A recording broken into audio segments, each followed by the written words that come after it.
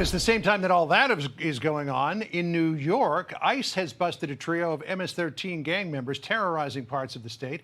Each of the violent gangbangers come with a lengthy rap sheet ranging from attempted murder to assault and more than two of them, entered the U.S. illegally under the Biden administration. The other in late 2016 under former President Obama's watch. Let's bring in Tricia McLaughlin. She is the Assistant Secretary for Public Affairs at the Department of Homeland Security. Here's the rap sheet on these three collectively. 14 counts of attempt murder, 49 counts of assault.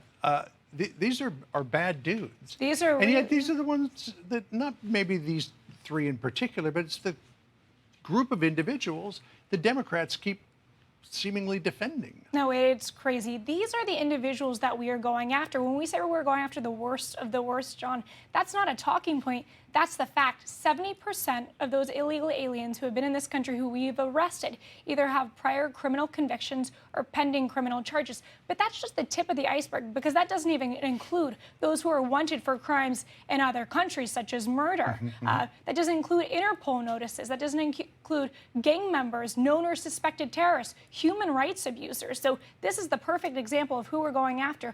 Between the three of them, 14 counts of attempted murder. Those are not people you want to be your neighbors or be living on American streets. Yeah, I remember a couple of weeks ago, maybe 3-4 weeks ago, we had the case of this too. I think it was Omaha, Nebraska that they were arrested in. One of them had a Interpol red notice against them, and they were still allowed to come into the country, which clearly would indicate that nobody ran them through any kind of a database before they paroled them into the country. No, exactly. Actually, just 2 days ago, we arrested two individuals who were wanted in Mexico for brutal murders, including murder with a machete and shooting someone to death. And yet those people are considered non-criminals by the media. All right. So there's a detainer that's been lodged against these three by ICE. They're currently in the custody of Nassau County. Nassau County is a Republican county, Republican-administered county. How do you expect the handover will go when they're eventually released to ICE custody? They will face justice for their crimes. No, but is this going to be, we're going to let them out on the street? Oh, of course and you not. have got to run in, or will this be an actual handover? This will be an actual handover. We expect that they will honor the detainer, and we will arrest and deport them, and they will go back to their home country to serve justice there. Yeah, I want to talk about recruitment in ICE, because this is a real success story. But to get into that, I want to play a little soundbite from Delia Ramirez, who, of course, was the one who said in recent days that she's a proud Guatemalan first before she's an American member of Congress. This is what she said about ICE. Listen here.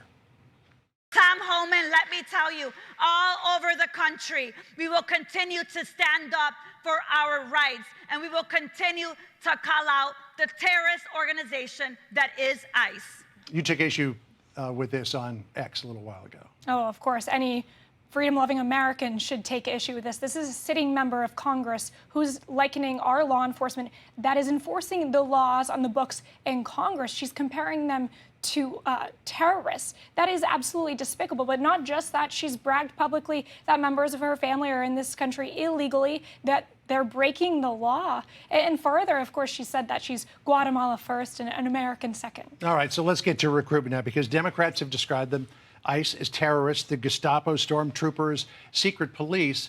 They had 100,000 people in the last couple of weeks applied to become ICE agents. Now you are offering some pretty interesting incentives: $50,000 max signing bonus, student loan repayment and forgiveness options up to $60,000, enhanced retirement benefits.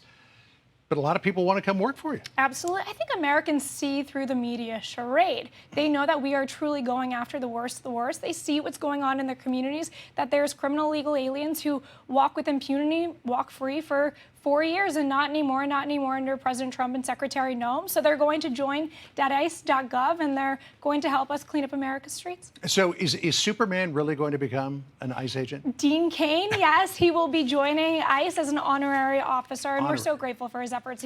He's always stood with our law enforcement and continues to do so today. He's a good man. He All right. is. Thanks, Tricia. Great to see you. Thank you, John. If I don't see you before the wedding, congratulations. 10 days, yes. Hey, Sean Hannity here. Hey, click here to subscribe to Fox News YouTube page and catch our hottest interviews and most compelling analysis. You will not get it anywhere else.